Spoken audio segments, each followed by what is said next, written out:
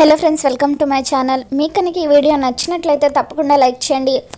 మనోహరి ఒక మందుని మంగళ చేతికి ఇస్తూ, ఇది పాలల్లో కలిపి అమర్కి ఇవ్వు, అప్పుడు అమర్ నా మాట వింటూ నా చుట్టూ తిరుగుతాడు అని చెప్పి అంటూ ఉంటే, అప్పుడు మంగళ ఎవరికి తెలియకుండా మనోహరి ఇచ్చిన మందుని పాలల్లో కలిపి ఒక చోట పెడుతుంది.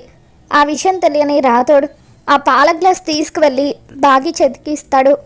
బాగి గదిలో ఉన్న అమర్ దగ్గరికి వెళ్ళి, ఇదిగోండి పాలు తాగండి అని చెప్పి అంటూ ఉంటే, అమర్ మొదట ఆ గ్లాస్ని విసిరి కొట్టబోతూ ఉంటాడు.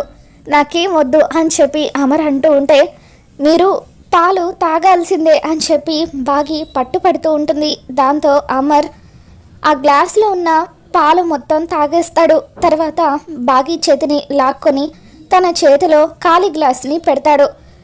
బాగి అక్కడి నుండి వెళ్ళబోతూ ఉంటే, అప్పుడు అమర్ ఒక్కసారిగా మైకం కమ్మినట్టుగా బాగి చెయ్యి పట్టుకొని లాగుతాడు. తర్వాత ఆ గది తలుపులు మూసేసి గడి పెట్టేస్తాడు.